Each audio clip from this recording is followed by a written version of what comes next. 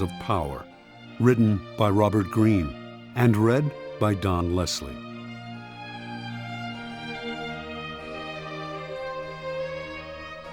Preface. The feeling of having no power over people and events is generally unbearable to us. When we feel helpless, we feel miserable. No one wants less power. Everyone wants more. In the world today, however, it is dangerous to seem too power-hungry, to be overt with your power moves. We have to seem fair and decent. So we need to be subtle, congenial yet cunning, democratic yet devious. This game of constant duplicity most resembles the power dynamic that existed in the scheming world of the old aristocratic court. Throughout history, a court has always formed itself around the person in power: king, queen, emperor, leader. The courtiers who filled this court were in an especially delicate position. They had to serve their masters, but if they seemed to fawn, if they curried favor too obviously, the other courtiers around them would notice and would act against them. Attempts to win the master's favor then had to be subtle. And even skilled courtiers capable of such subtlety still had to protect themselves from their fellow courtiers, who at all moments were scheming to push them aside. Meanwhile, the court was supposed to represent the height of civilization and refinement. Violent or overt power moves were frowned upon. Courtiers would work silently and secretly against any among them who used force. This was the courtier's dilemma. While appearing the very paragon of elegance, they had to outwit and thwart their own opponents in the subtlest of ways. The successful courtier learned over time to make all of his moves indirect. If he stabbed an opponent in the back, it was with a velvet glove on his hand and the sweetest of smiles on his face.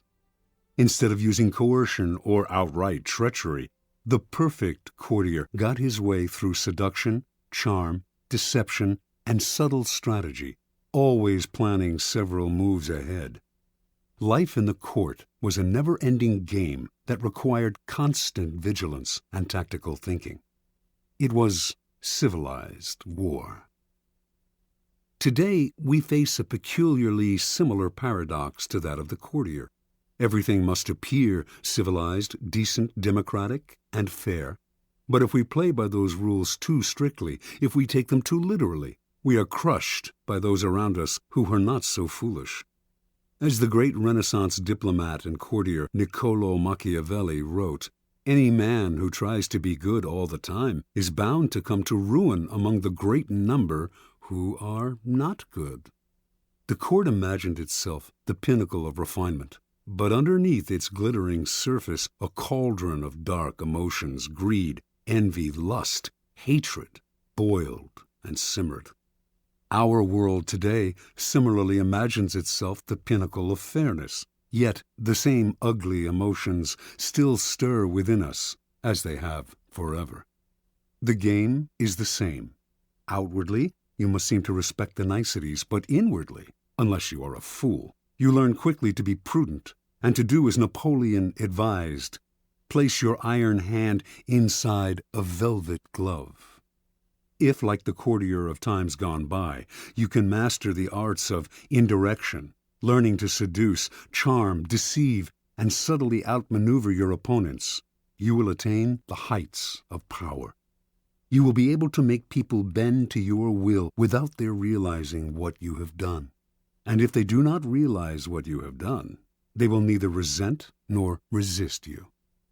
To some people, the notion of consciously playing power games, no matter how indirect, seems evil, asocial, a relic of the past. They believe they can opt out of the game by behaving in ways that have nothing to do with power. You must beware of such people. They are often among the most adept players at power. They utilize strategies that cleverly disguise the nature of the manipulation involved. These types, for example, will often display their weakness and lack of power as a kind of moral virtue. But true powerlessness, without any motive of self-interest, would not publicize its weakness to gain sympathy or respect. Making a show of one's weakness is actually a very effective strategy, subtle and deceptive, in the game of power. Another strategy of the supposed non-player is to demand equality in every area of life. Everyone must be treated alike, whatever their status and strength. But if, to avoid the taint of power, you attempt to treat everyone equally and fairly, you will confront the problem that some people do certain things better than others. Treating everyone equally means ignoring their differences, elevating the less skillful, and suppressing those who excel. Again, many of those who behave this way are actually deploying another power strategy, redistributing people's rewards in a way that they determine. Yet another way of avoiding the game would be perfect honesty and straightforwardness, since one of the main techniques of those who seek power is deceit and secrecy. But being perfectly honest will inevitably hurt and insult a great many people, some of whom will choose to injure you in return. No one will see your honest statement as completely objective and free of some personal motivation. And they will be right. In truth, the use of honesty is indeed a power strategy intended to convince people of one's noble, good-hearted, selfless character. It is a form of persuasion, even a subtle form of coercion. Finally, those who claim to be non-players may affect an air of naivete to protect them from the accusation that they are after power. Beware again, however, for the appearance of naivete can be an effective means of deceit, and even genuine naivete is not free of the snares of power. Children may be naive in many ways, but they often act from an elemental need to gain control over those around them. Children suffer greatly from feeling powerless in the adult world, and they use any means available to get their way. Genuinely innocent people may still be playing for power, and are often horribly effective at the game, since they are not hindered by reflection. Once again, those who make a show or display of innocence are the least innocent of all. You can recognize these supposed non-players by the way they flaunt their moral qualities, their piety, their exquisite sense of justice. But since all of us hunger for power, and almost all of our actions are aimed at gaining it, the non-players are merely throwing dust in our eyes, distracting us from their power plays with their air of moral superiority. If you observe them closely, you will see, in fact, that they are often the ones most skillful at indirect manipulation, even if some of them practice it unconsciously. And they greatly resent any publicizing of the tactics they use every day. If the world is like a giant scheming court, and we are trapped inside it, there is no use in trying to opt out of the game. That will only render you powerless, and powerlessness will make you miserable. Instead of struggling against the inevitable, instead of arguing and whining and feeling guilty, it is far better to excel at power. In fact, the better you are at dealing with power, the better friend, lover, husband, wife, and person you become. By following the route of the perfect courtier, you learn to make others feel better about themselves, becoming a source of pleasure to them. They will grow dependent on your abilities and desirous of your presence. By mastering the 48 laws in this book, you spare others the pain that comes from bungling with power, by playing with fire without knowing its properties. If the game of power is inescapable, better to be an artist than a denier or a bungler. Learning the game of power requires a certain way of looking at the world, a shifting of perspective. It takes effort and years of practice, for much of the game may not come naturally. Certain basic skills are required, and once you master these skills, you will be able to apply the laws of power more easily. The most important of these skills, and power's crucial foundation, is the ability to master your emotions. An emotional response to a situation is the single greatest barrier to power, a mistake that will cost you a lot more than any temporary satisfaction you might gain by expressing your feelings. Emotions cloud reason, and if you cannot see the situation clearly, you cannot prepare for and respond to it with any degree of control. Anger is the most destructive of emotional responses, for it clouds your vision the most. It also has a ripple effect that invariably makes situations less controllable and heightens your enemy's resolve. If you are trying to destroy an enemy who has hurt you, far better to keep him off guard by feigning friendliness than showing your anger. Love and affection are also potentially destructive in that they blind you to the often self-serving interests of those whom you least suspect of playing a power game. You cannot repress anger or love, or avoid feeling them, and you should not try. But you should be careful about how you express them. And most important, they should never influence your plans and strategies in any way. Related to mastering your emotions is the ability to distance yourself from the present moment and think objectively about the past and future.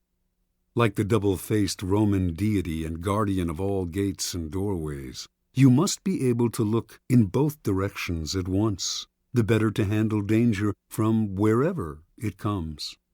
Such is the face you must create for yourself, one face looking continuously to the future and the other to the past. For the future, the motto is, no days unalert. Nothing should catch you by surprise because you are constantly imagining problems before they arise. Instead of spending your time dreaming of your plan's happy ending, you must work on calculating every possible permutation and pitfall that might emerge in it. The further you see, the more steps ahead you plan, the more powerful you become.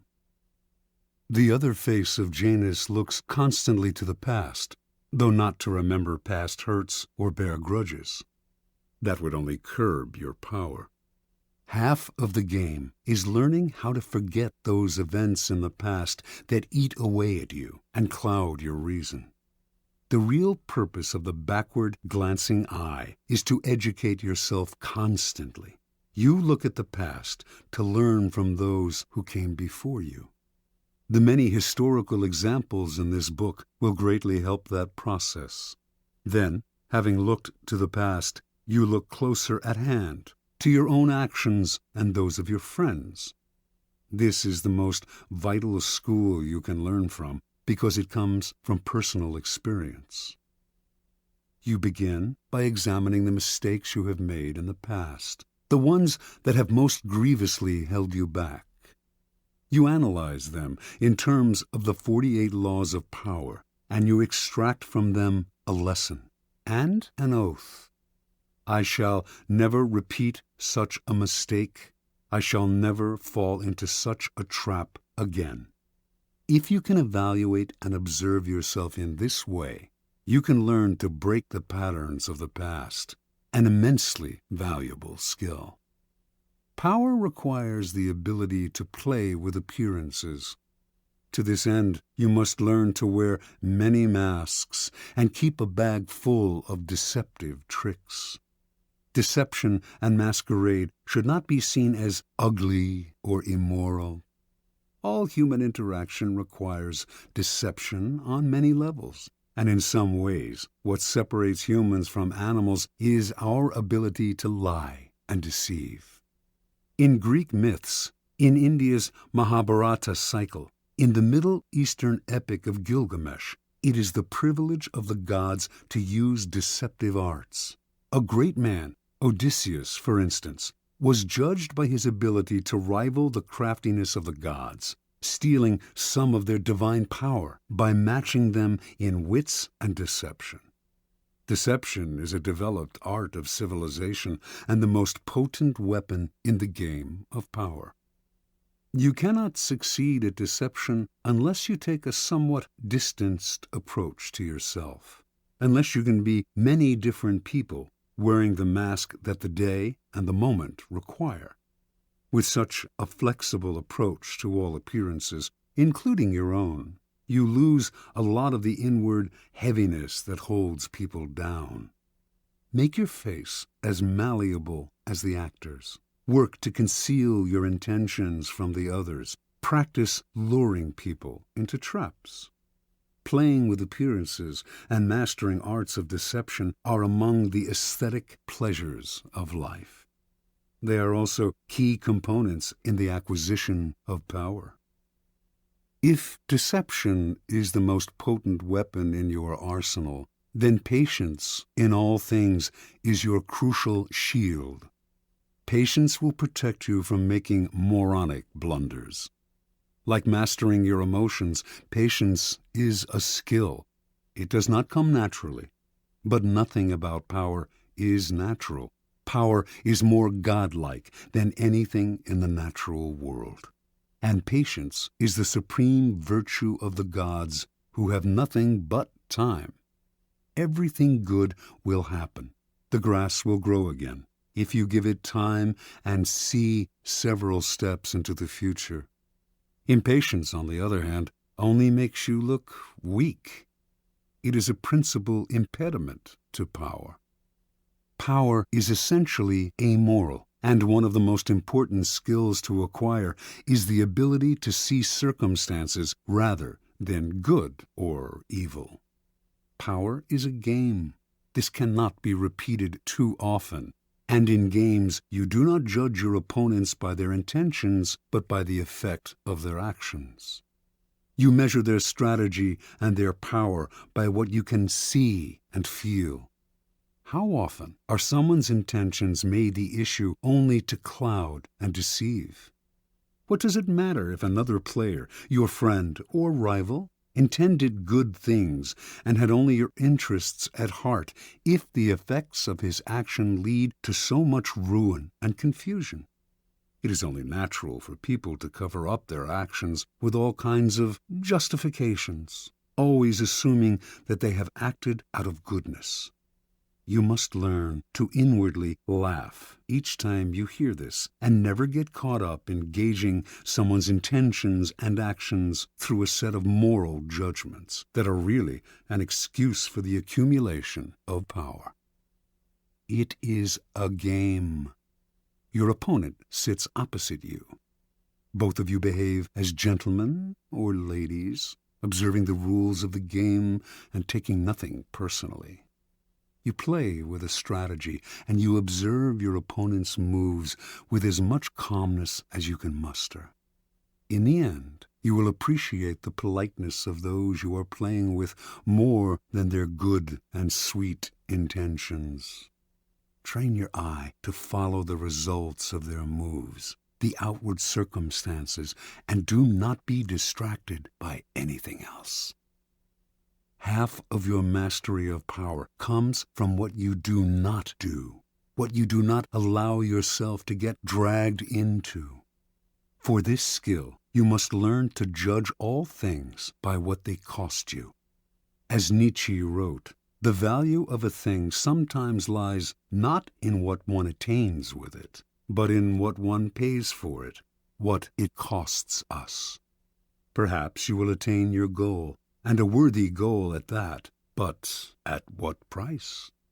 Apply this standard to everything, including whether to collaborate with other people to come to their aid. In the end, life is short, opportunities are few, and you have only so much energy to draw on. And in this sense, time is as important a consideration as any other. Never waste valuable time or mental peace of mind on the affairs of others. That is too high a price to pay. Power is a social game. To learn and master it, you must develop the ability to study and understand people. As the great 17th century thinker and courtier Balthazar Gracian wrote, Many people spend time studying the properties of animals or herbs. How much more important it would be to study those of people with whom we must live or die. To be a master player, you must also be a master psychologist. You must recognize motivations and see through the cloud of dust with which people surround their actions. An understanding of people's hidden motives is the single greatest piece of knowledge you can have in acquiring power. It opens up endless possibilities of deception, seduction, and manipulation. People are of infinite complexity, and you can spend a lifetime watching them without ever fully understanding them. So it is all the more important, then, to begin your education now. In doing so, you must also keep one principle in mind. Never discriminate as to whom you study and whom you trust. Never trust anyone completely, and study everyone, including friends and loved ones. Finally, you must learn always to take the indirect route to power. Disguise your cunning like a billiard ball that caroms several times before it hits its target. Your moves must be planned and developed in the least obvious way. By training yourself to be indirect, you can thrive in the modern court, appearing the paragon of decency while being the consummate manipulator. Consider the 48 Laws of Power, a kind of handbook on the arts of indirection. The laws are based on the writings of men and women who have studied and mastered the game of power. These writings span a period of more than 3,000 years and were created in civilizations as disparate as ancient China and Renaissance Italy. Yet they share common threads and themes, together hinting at an essence of power that has yet to be fully articulated. The 48 Laws of Power are the distillation of this accumulated wisdom, gathered from the writings of the most illustrious strategists, statesmen, courtiers, seducers, and con artists in history. The laws have a simple premise. Certain actions almost always increase one's power, the observance of the law, while others decrease it and even ruin us, the transgression of the law. These transgressions and observances are illustrated by historical examples. The laws are timeless and definitive. The 48 Laws of Power can be used in several ways. By listening to this program straight through, you can learn about power in general. Although several of the laws may seem not to pertain directly to your life, in time you will probably find that all of them have some application and that, in fact, they are interrelated. By getting an overview of the entire subject, you will best be able to evaluate your own past actions and gain a greater degree of control over your immediate affairs. The program can also be picked apart for entertainment, for an enjoyable ride through the foibles and great deeds of our predecessors in power. A warning, however, to those who use the program for this purpose: it might be better to turn back. Power is endlessly seductive and deceptive in its own way. It is a labyrinth. Your mind becomes consumed with solving its infinite problems, and you soon realize how pleasantly lost you have become. In other words, it becomes most amusing by taking it seriously. Do not be frivolous with such a critical matter. The gods of power frown on the frivolous. They give ultimate satisfaction only to those who study and reflect, and punish those who skim the surfaces looking for a good time.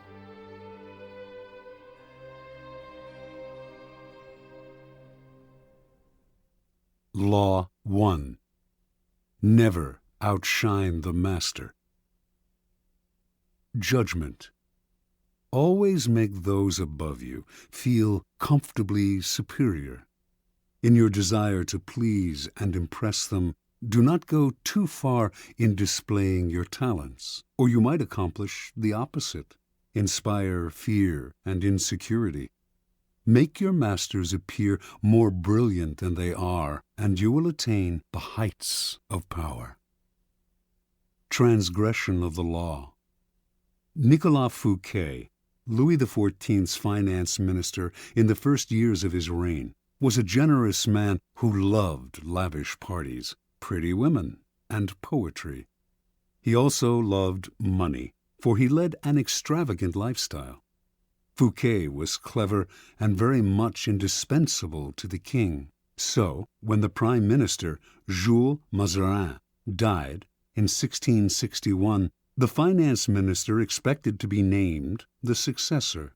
Instead, the king decided to abolish the position. This and other signs made Fouquet suspect that he was falling out of favor, and so he decided to ingratiate himself with the king by staging the most spectacular party the world had ever seen. The party's ostensible purpose would be to commemorate the completion of Fouquet's chateau, Vaux-le-Vicomte, but its real function was to pay tribute to the king, the guest of honor. The most brilliant nobility of Europe and some of the greatest minds of the time, La Fontaine, La Rochefoucauld, Madame de Sévigné, attended the party. Molière wrote a play for the occasion in which he himself was to perform at the evening's conclusion.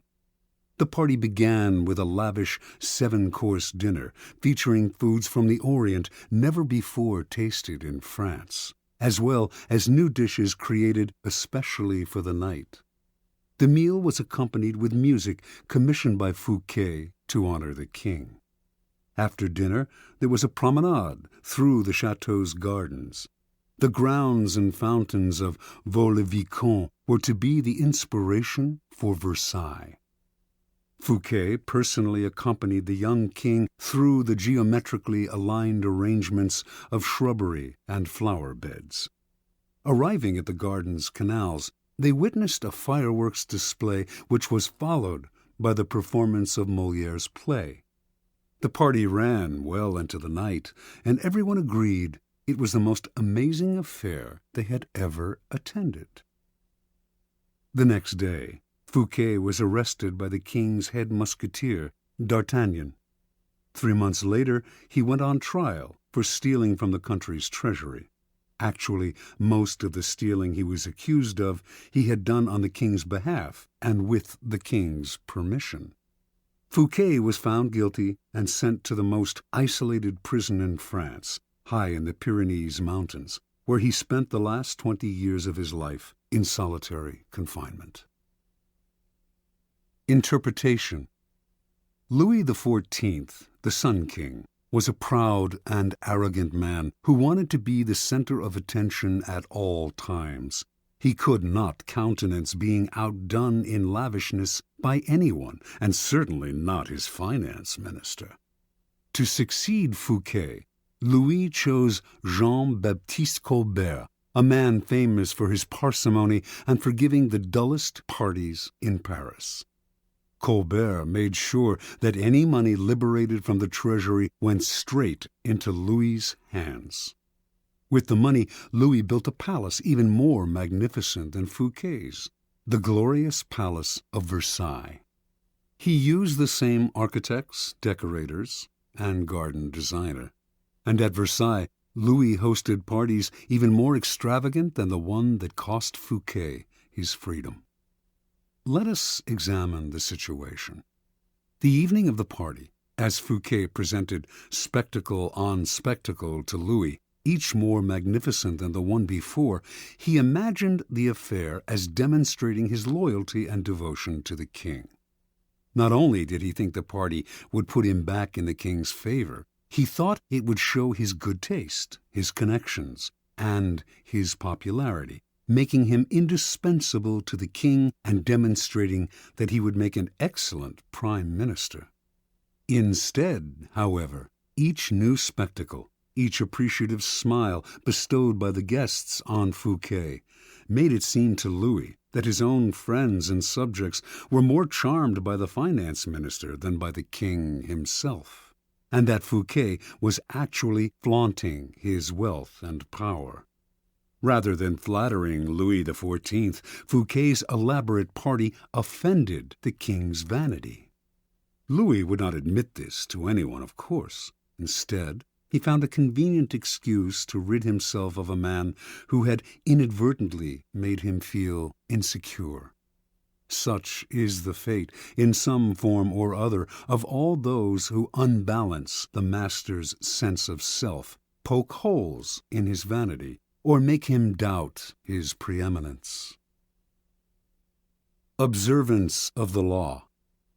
In the early 1600s, the Italian astronomer and mathematician Galileo found himself in a precarious position. He depended on the generosity of great rulers to support his research, and so, like all Renaissance scientists, he would sometimes make gifts of his inventions and discoveries to the leading patrons of the time. Once, for instance, he presented a military compass he had invented to the Duke of Gonzaga. Then he dedicated a book explaining the use of the compass to the Medicis. Both rulers were grateful, and through them Galileo was able to find more students to teach. No matter how great the discovery, however, his patrons usually paid him with gifts, not cash. This made for a life of constant insecurity and dependence. There must be an easier way, he thought. Galileo hit on a new strategy in 1610 when he discovered the moons of Jupiter. Instead of dividing the discovery among his patrons, giving one the telescope he had used, dedicating a book to another, and so on, as he had done in the past, he decided to focus exclusively on the Medicis. He chose the Medicis for one reason. Shortly after Cosimo I had established the Medici dynasty in 1540, he had made Jupiter, the mightiest of the gods, the Medici symbol, a symbol of a power that went beyond politics and banking, one linked to ancient Rome and its divinities. Galileo turned his discovery of Jupiter's moons into a cosmic event honoring the Medici's greatness. Shortly after the discovery, he announced that the bright stars, the moons of Jupiter, offered themselves in the heavens to his telescope at the same time as Cosimo II's enthronement. He said that the number of the moons, 4, harmonized with the number of the Medicis. Cosimo II had 3 brothers, and that the moons orbited Jupiter as these 4 suns revolved around Cosimo I, the dynasty's founder. More than coincidence, this showed that the heavens themselves reflected the ascendancy of the Medici family. After he dedicated the discovery to the Medicis, Galileo commissioned an emblem representing Jupiter sitting on a cloud with the 4 stars circling about him, and presented this to Cosimo II as a symbol of his link to the stars. In 1610, Cosimo II made Galileo his official court philosopher and mathematician with a full salary. For a scientist, this was the coup of a lifetime. The days of begging for patronage were over. Interpretation. In one stroke, Galileo gained more with his new strategy than he had in years of begging. The reason is simple. All masters want to appear more brilliant than other people. The producer of a great work wants to feel he is more than just the provider of the financing. He wants to appear creative and powerful, and also more important than the work produced in his name. Instead of insecurity, you must give him glory. Galileo did not challenge the intellectual authority of the Medicis with his discovery, or make them feel inferior in any way. By literally aligning them with the stars, he made them shine brilliantly among the courts of Italy. He did not outshine the master. He made the master outshine all others. keys to power. When it comes to power, outshining the master is perhaps the worst mistake of all. Do not fool yourself into thinking that life has changed much since the days of Louis XIV and the Medicis. Those who attain high standing in life are like kings and queens. They want to feel secure in their positions and superior to those around them in intelligence, wit, and charm. It is a deadly but common misperception to believe that by displaying and vaunting your gifts and talents, you are winning the master's affection. He may feign appreciation, but at his first opportunity he will replace you with someone less intelligent, less attractive, less threatening, just as Louis XIV replaced the sparkling Fouquet with the bland Colbert. And as with Louis, he will not admit the truth, but will find an excuse to rid himself of your presence. This law involves two rules that you must realize. First, you can inadvertently outshine a master simply by being yourself. There are masters who are more insecure than others, monstrously insecure. You may naturally outshine them by your charm and grace. No one had more natural talents than Astorre Manfredi, Prince of Faenza. The most handsome of all the young princes of Italy, he captivated his subjects with his generosity and open spirit. In the year 1500, Cesare Borgia laid siege to Faenza. When the city surrendered, the citizens expected the worst from the cruel Borgia, who, however, decided to spare the town. He simply occupied its fortress, executed none of its citizens, and allowed Prince Manfredi, 18 at the time, to remain with his court in complete freedom. A few weeks later, though, soldiers hauled Astorre Manfredi away to a Roman prison.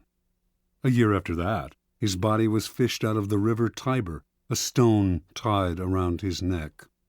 Borgia justified the horrible deed with some sort of trumped-up charge of treason and conspiracy. But the real problem was that he was notoriously vain and insecure. The young man was outshining him without even trying. Given Manfredi's natural talents, the prince's mere presence made Borgia seem less attractive and charismatic. The lesson is simple. If you cannot help being charming and superior, you must learn to avoid such monsters of vanity. Either that, or find a way to mute your good qualities when in the company of a Cesare Borgia. Second, never imagine that because the master loves you, you can do anything you want.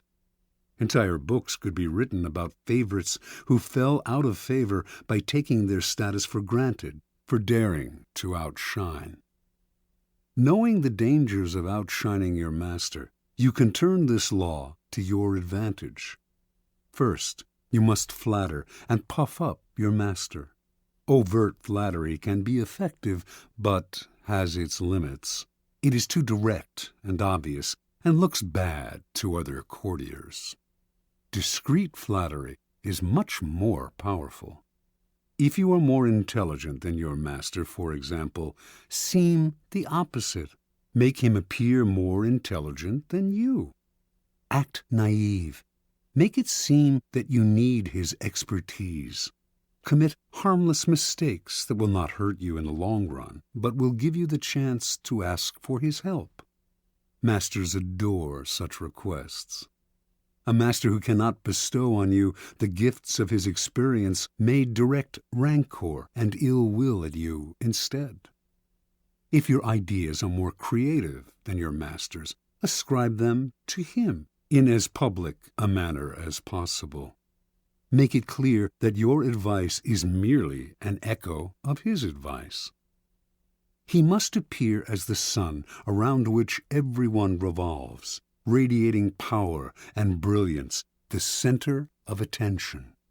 If you are thrust into the position of entertaining him, A display of your limited means may win you his sympathy. Any attempt to impress him with your grace and generosity can prove fatal. Learn from Fouquet or pay the price. In all of these cases, it is not a weakness to disguise your strengths if, in the end, they lead to power. By letting others outshine you, you remain in control instead of being a victim of their insecurity. This will all come in handy the day you decide to rise above your inferior status. If, like Galileo, you can make your master shine even more in the eyes of others, then you are a godsend, and you will be instantly promoted. Law 2. Never put too much trust in friends. Learn how to use enemies. Judgment. Be wary of friends. They will betray you more quickly, for they are easily aroused to envy. They also become spoiled and tyrannical. But hire a former enemy, and he will be more loyal than a friend, because he has more to prove. In fact, you have more to fear from friends than from enemies. If you have no enemies, find a way to make them. Transgression of the law. In the mid-9th century A.D., a young man named Michael III assumed the throne of the Byzantine Empire. His mother, the Empress Theodora, had been banished to a nunnery, and her lover, Theoctistus, had been murdered. At the head of the conspiracy to depose Theodora and enthrone Michael had been Michael's uncle, Bardas, a man of intelligence and ambition. Michael was now a young, inexperienced ruler, surrounded by intriguers, murderers, and profligates. In this time of peril, he needed someone he could trust as his counselor, and his thoughts turned to Basilius, his best friend. Basilius had no experience whatsoever in government and politics. In fact, he was the head of the royal stables, but he had proven his love and gratitude time and again. They had met a few years before, when Michael had been visiting the stables just as a wild horse got loose. Basilius, a young groom from peasant Macedonian stock, had saved Michael's life. The groom's strength and courage had impressed Michael, who immediately raised Basilius from the obscurity of being a horse trainer to the position of head of the stables. He loaded his friend with gifts and favors, and they became inseparable. Basilius was sent to the finest school in Byzantium, and the crude peasant became a cultured and sophisticated courtier. Now Michael was emperor, and in need of someone loyal. Who could he better trust with the post of chamberlain and chief counselor than a young man who owed him everything? Basilius could be trained for the job, and Michael loved him like a brother. Ignoring the advice of those who recommended the much more qualified Bardas, Michael chose his friend. Basilius learned well, and was soon advising the emperor on all matters of state. The only problem seemed to be money. Basilius never had enough. Exposure to the splendor of Byzantine court life made him avaricious for the perks of power. Michael doubled, then tripled his salary, ennobled him, and married him off to his own mistress, Eudoxia Ingerina. Keeping such a trusted friend and adviser satisfied was worth any price. But more trouble was to come. Bardas was now head of the army, and Basilius convinced Michael that the man was hopelessly ambitious. Under the illusion that he could control his nephew, Bardas had conspired to put him on the throne, and he could conspire again, this time to get rid of Michael and assume the crown himself. Basilius poured poison into Michael's ear until the emperor agreed to have his uncle murdered. During a great horse race, Basilius closed in on Bardas in the crowd and stabbed him to death. Soon after, Basilius asked that he replace Bardas as head of the army, where he could keep control of the realm and quell rebellion. This was granted. Now Basilius's power and wealth only grew, and a few years later Michael, in financial straits from his own extravagance, asked him to pay back some of the money he had borrowed over the years. To Michael's shock and astonishment, Basilius refused, with a look of such impudence that the emperor suddenly realized his predicament. The former stable boy had more money, more allies in the army and senate, and in the end, more power than the emperor himself. A few weeks later, after a night of heavy drinking, Michael awoke to find himself surrounded by soldiers. Basilius watched as they stabbed the emperor to death. Then, after proclaiming himself emperor, he rode his horse through the streets of Byzantium, brandishing the head of his former benefactor and best friend at the end of a long pike. Interpretation. Michael staked his future on the sense of gratitude he thought Basilius must feel for him. Surely Basilius would serve him best. He owed the emperor his wealth, his education, and his position. It was only on the fateful day when the emperor saw that impudent smile on Basilius's face that he realized his deadly mistake. He had created a monster. He had allowed a man to see power up close, a man who then wanted more, who asked for anything and got it, who felt encumbered by the charity he had received, and simply did what many people do in such a situation. They forget the favors they have received and imagine they have earned their success by their own merits. At Michael's moment of realization, he could still have saved his own life, but friendship and love blind every man to their interests. Nobody believes a friend can betray, and Michael went on disbelieving until the day his head ended up on a pike. Keys to power. It is natural to want to employ your friends when you find yourself in times of need. The world is a harsh place, and your friends soften the harshness. Besides, you know them. Why depend on a stranger when you have a friend at hand? The problem is that you often do not know your friends as well as you imagine. When you decide to hire a friend, you gradually discover the qualities he or she has kept hidden. Strangely enough, it is your act of kindness that unbalances everything. People want to feel they deserve their good fortune. The receipt of a favor can become oppressive. It means you have been chosen because you are a friend, not necessarily because you are deserving. There is almost a touch of condescension in the act of hiring friends that secretly afflicts them. The injury will come out slowly, a little more honesty, flashes of resentment and envy here and there, and before you know it, your friendship fades. The more favors and gifts you supply to revive the friendship, the less gratitude you receive. All working situations require a kind of distance between people. You are trying to work, not make friends. Friendliness, real or false, only obscures that fact. The key to power, then, is the ability to judge who is best able to further your interests in all situations. Keep friends for friendship, but work with the skilled and competent. Whenever you can, bury the hatchet with an enemy and make a point of putting him in your service. Never let the presence of enemies upset or distress you. You are far better off with a declared opponent or two than not knowing where your real enemies lie. The man of power welcomes conflict, using enemies to enhance his reputation as a sure-footed fighter who can be relied upon in times of uncertainty.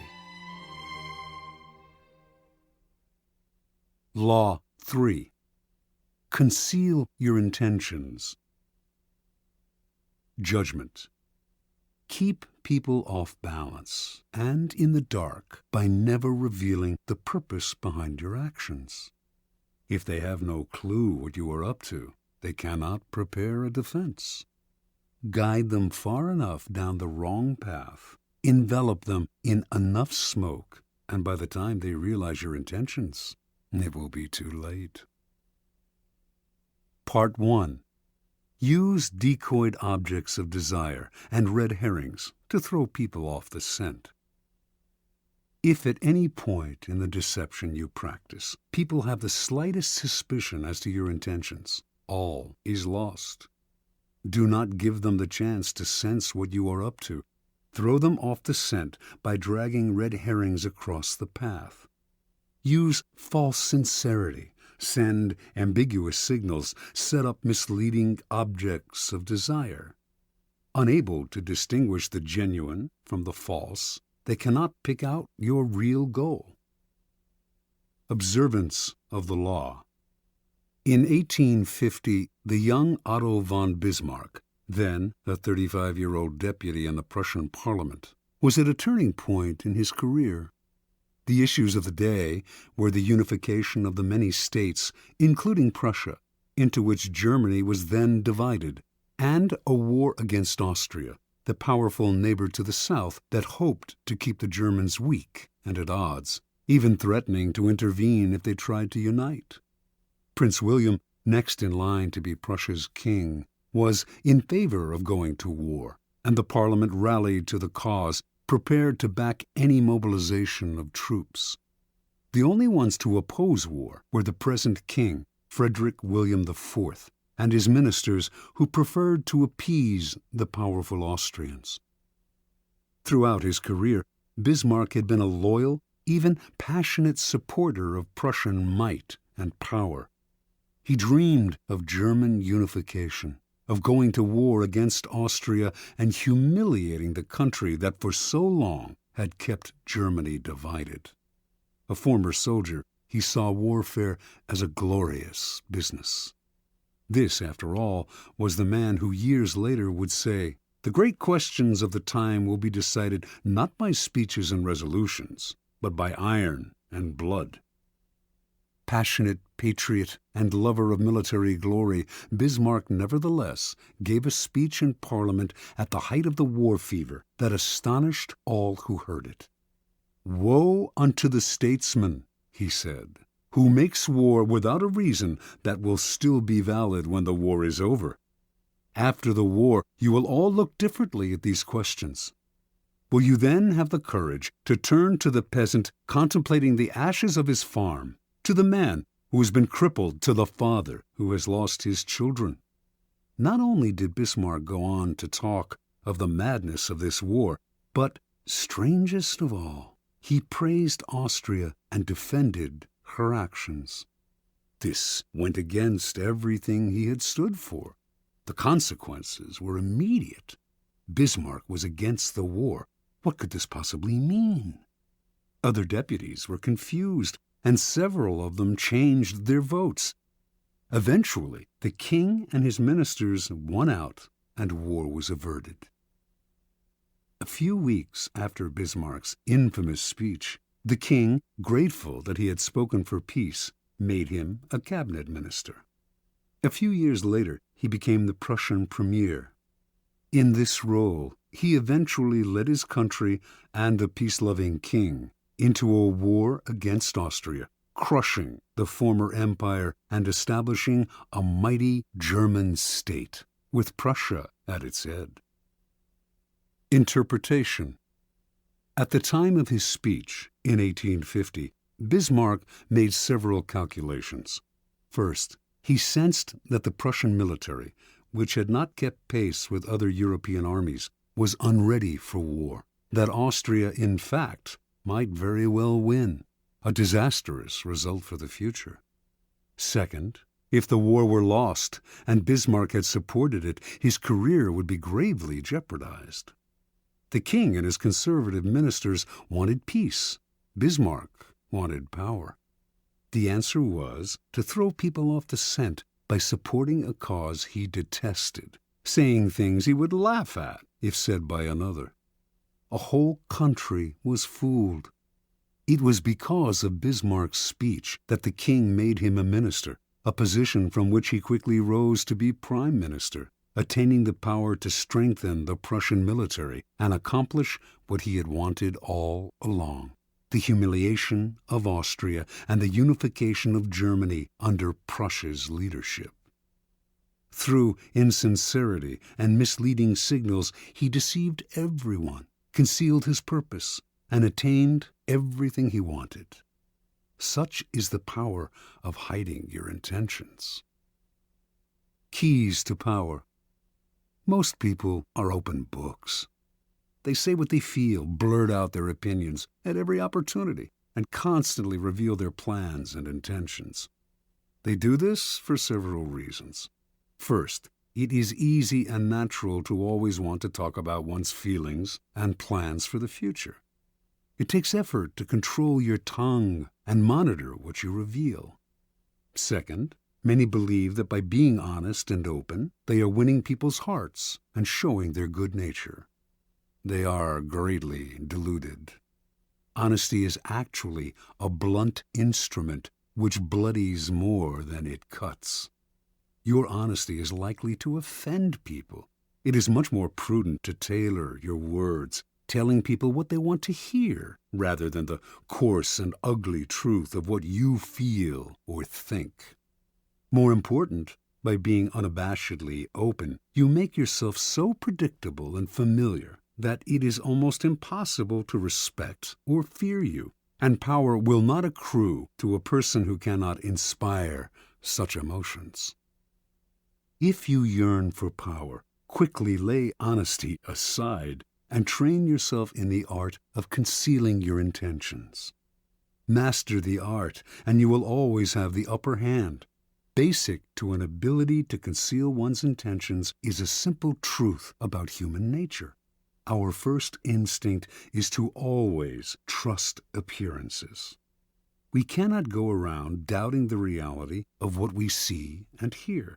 Constantly imagining that appearances concealed something else would exhaust and terrify us. This fact makes it relatively easy to conceal one's intentions. Simply dangle an object you seem to desire, a goal you seem to aim for, in front of people's eyes, and they will take the appearance for reality. Once their eyes focus on the decoy, they will fail to notice what you are really up to. You can use this tactic in the following manner. Hide your intentions not by closing up, with the risk of appearing secretive and making people suspicious, but by talking endlessly about your desires and goals, just not your real ones. You will kill 3 birds with 1 stone. You appear friendly, open, and trusting. You conceal your intentions, and you send your rivals on time-consuming goose chases. Another powerful tool in throwing people off the scent is false sincerity. People easily mistake sincerity for honesty. Remember, their first instinct is to trust appearances, and since they value honesty and want to believe in the honesty of those around them, they will rarely doubt you or see through your act. Seeming to believe what you say gives your words great weight. To make your false sincerity an effective weapon in concealing your intentions, espouse a belief in honesty and forthrightness as important social values. Do this as publicly as possible. Emphasize your position on this subject by occasionally divulging some heartfelt thought, though only one that is actually meaningless or irrelevant, of course.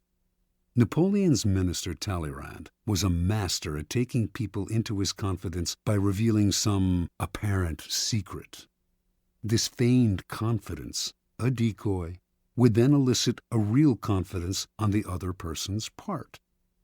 Remember, the best deceivers do everything they can to cloak their roguish qualities. They cultivate an air of honesty in one area to disguise their dishonesty in others. Honesty is merely another decoy in their arsenal of weapons.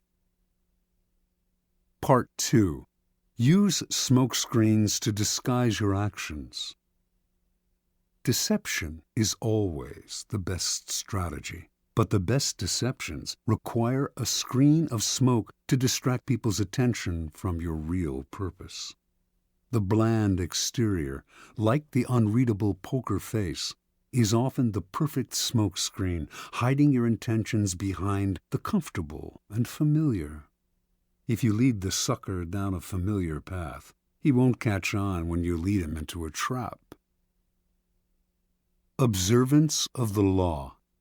In 1910, a Mr. Sam Giesel of Chicago sold his warehouse business for close to $1 million. He settled down to semi-retirement and the managing of his many properties, but deep inside, he itched for the old days of deal-making. One day, a young man named Joseph Weil visited his office, wanting to buy an apartment he had up for sale. Giesel explained the terms. The price was $8,000, but he only required a down payment of $2,000. Weil said he would sleep on it, but he came back the following day and offered to pay the full $8,000 in cash if Giesel could wait a couple of days until a deal Weil was working on came through. Even in semi-retirement, a clever businessman like Giesel was curious as to how Weil would be able to come up with so much cash, roughly $150,000 today, so quickly. Weil seemed reluctant to say and quickly changed the subject, but Giesel was persistent. Finally, after assurances of confidentiality, Weil told Giesel the following story. Weil's uncle was the secretary to a coterie of multimillionaire financiers. These wealthy gentlemen had purchased a hunting lodge in Michigan 10 years ago at a cheap price. They had not used the lodge for a few years, so they had decided to sell it and had asked Weil's uncle to get whatever he could for it. For reasons, good reasons, of his own, the uncle had been nursing a grudge against the millionaires for years. This was his chance to get back at them. He would sell the property for $35,000 to a setup man, whom it was Weil's job to find. The financiers were too wealthy to worry about this low price. The setup man would then turn around and sell the property again for its real price, around $155,000. The uncle, Weil, and the third man would split the profits from this second sale. It was all legal and for a good cause, the uncle's just retribution. Giesel had heard enough. He wanted to be the set-up buyer. Weil was reluctant to involve him, but Giesel would not back down. The idea of a large profit plus a little adventure had him champing at the bit. Weil explained that Giesel would have to put up the $35,000 in cash to bring the deal off. Giesel, a millionaire, said he could get the money with a snap of his fingers. Weil finally relented and agreed to arrange a meeting between the uncle, Giesel, and the financiers in the town of Galesburg, Illinois. On the train ride to Galesburg, Giesel met the uncle, an impressive man, with whom he avidly discussed business.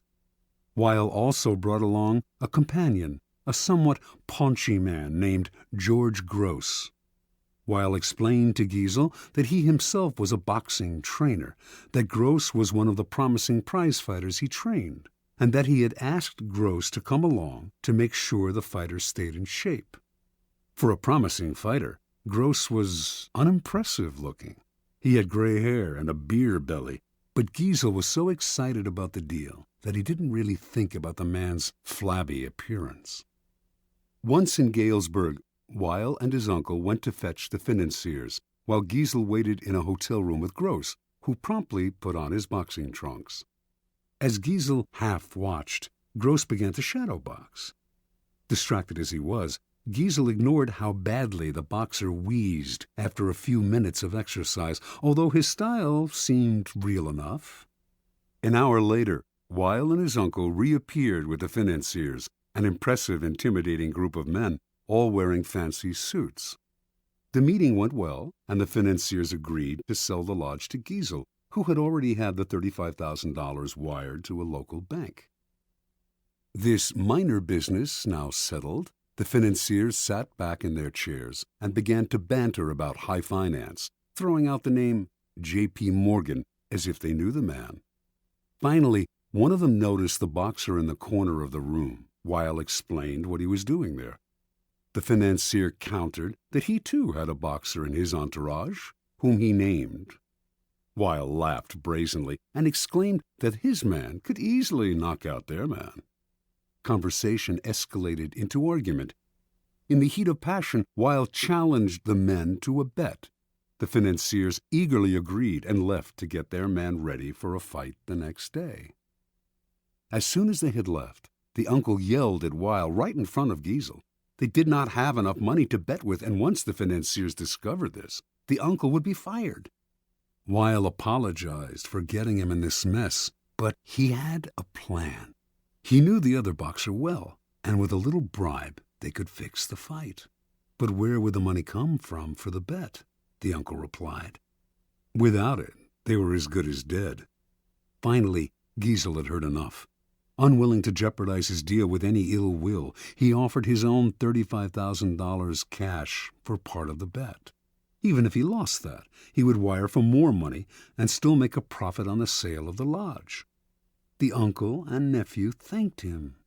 With their own $15,000 and Giesel's $35,000, they would manage to have enough for the bet. That evening, as Giesel watched the two boxers rehearse the fix in the hotel room, his mind reeled at the killing he was going to make from both the boxing match and the sale of the lodge. The fight took place in a gym the next day. Weil handled the cash, which was placed for security in a locked box. Everything was proceeding as planned in the hotel room. The financiers were looking glum at how badly their fighter was doing, and Giesel was dreaming about the easy money he was about to make. Then, suddenly, a wild swing by the financier's fighter hit Gross hard on the face, knocking him down. When he hit the canvas, blood spurted from his mouth. He coughed, then lay still. One of the financiers, a former doctor, checked his pulse. He was dead. The millionaires panicked. Everyone had to get out before the police arrived. They could all be charged with murder. Terrified, Giesel hightailed it out of the gym and back to Chicago, leaving behind his $35,000, which he was only too glad to forget, for it seemed a small price to pay to avoid being implicated in a crime. He never wanted to see Weil or any of the others again. After Giesel scurried out, Gross stood up under his own steam. The blood that had spurted from his mouth came from a ball filled with chicken blood and hot water that he had hidden in his cheek. The whole affair had been masterminded by Weil, better known as the Yellow Kid, one of the most creative con artists in history. Weil split the $35,000 with the financiers and the boxers, all fellow con artists, a nice little profit for a few days' work. Interpretation. The Yellow Kid had staked out Giesel as the perfect sucker long before he set up the con. He knew the boxing match scam would be the perfect ruse to separate Giesel from his money quickly and definitively. But he also knew that if he had begun by trying to interest Giesel in the boxing match, he would have failed miserably. He had to conceal his intentions and switch attention, create a smokescreen, in this case the sale of the lodge. On the train ride and in the hotel room, Giesel's mind had been completely occupied with the pending deal, the easy money, the chance to hobnob with wealthy men. He had failed to notice that Gross was out of shape and middle-aged at best. Such is the distracting power of a smokescreen. Engrossed in the business deal, Giesel's attention was easily diverted to the boxing match, but only at a point when it was already too late for him to notice the details that would have given Gross away.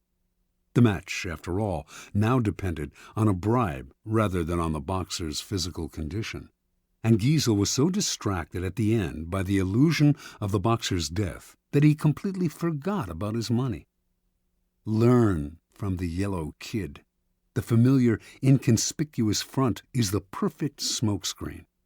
Approach your mark with an idea that seems ordinary enough, a business deal, financial intrigue. The sucker's mind is distracted, his suspicions allayed. That is when you gently guide him onto the second path, the slippery slope down which he slides helplessly into your trap. Keys to power. If you believe that the deceivers are colorful folk who mislead with elaborate lies and tall tales, you are greatly mistaken. The best deceivers utilize a bland and inconspicuous front that calls no attention to themselves.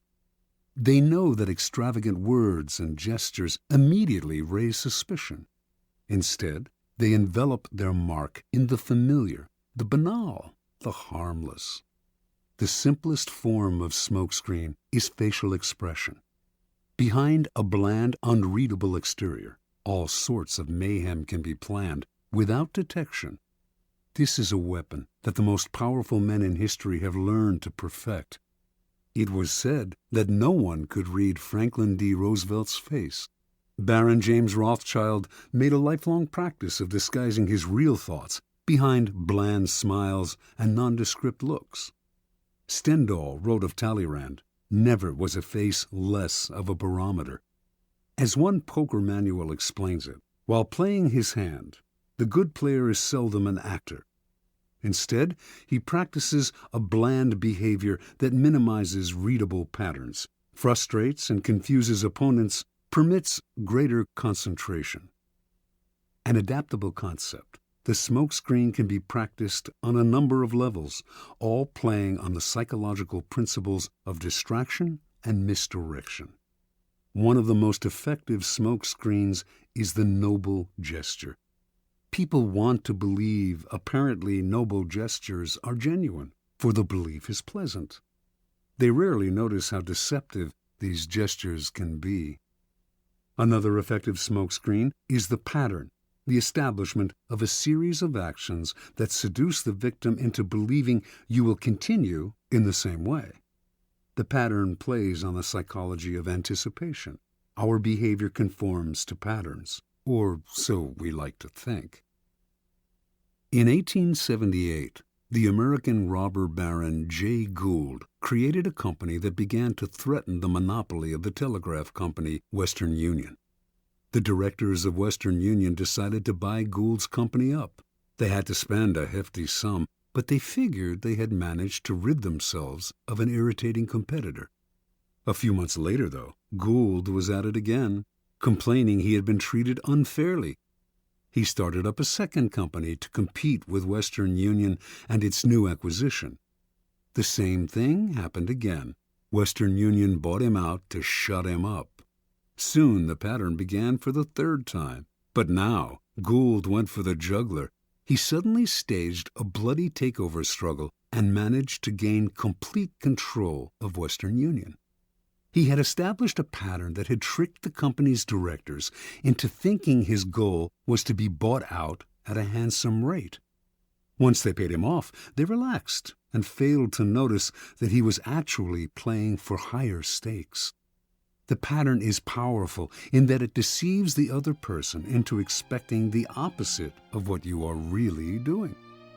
Remember, it takes patience and humility to dull your brilliant colors, to put on the mask of the inconspicuous. Do not despair at having to wear such a bland mask. It is often your unreadability that draws people to you and makes you appear a person of power.